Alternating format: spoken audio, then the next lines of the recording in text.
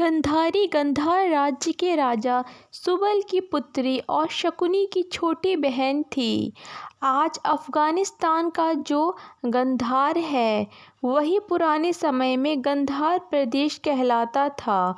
गंधारी महान शिव भक्तिनी थी और महादेव ने उसे 100 पुत्रों का वरदान प्रदान किया था।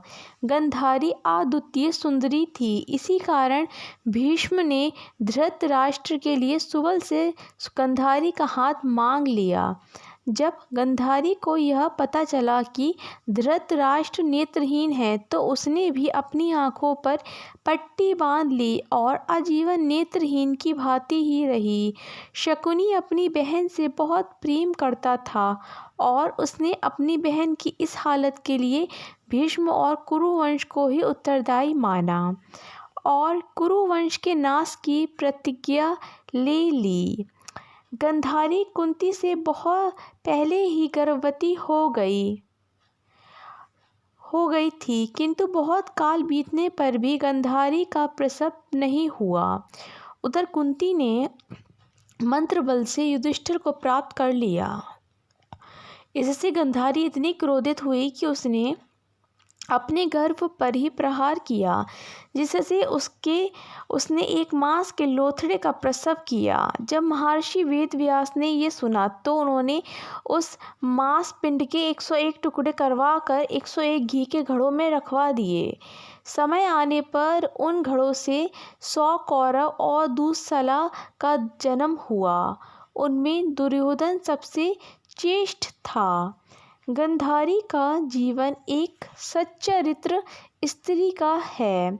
वो पतिव्रता थी, किंतु उसने सदैव धृतराष्ट्र और अपने पुत्रों को अन्याय करने से रोका। उसने कुंती के पुत्रों को अपनी संतान के समान ही प्रेम किया। वो एक विदुषी स्त्री थी और राज्य चलाने में भी धृतराष्ट्र का सहयोग किया करती थी। उसने सदैव धृतराष्ट्र और दुर्योधन को धर्म के मार्ग पर चलने को प्रेरित किया, किंतु ऐसा हो नहीं पाया।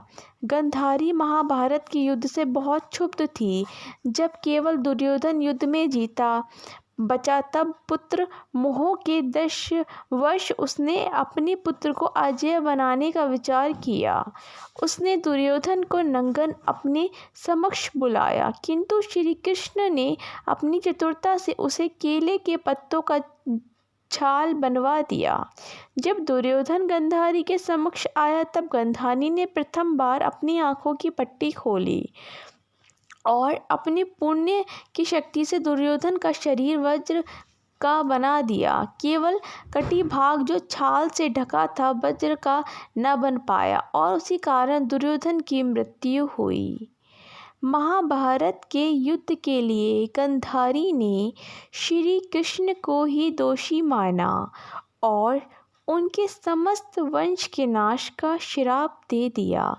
युद्ध समाप्त करने के बाद कई वर्ष तक धृतराष्ट्र और गंधारी हस्तिनापुर में ही रहे, किंतु फिर बाद में संन्यास लेकर दोनों वन को चले गए। कुंती भी उनके साथ गई। वही वन में एक दिन आग लग जाने के कारण तीनों की मृत्यु हो गई।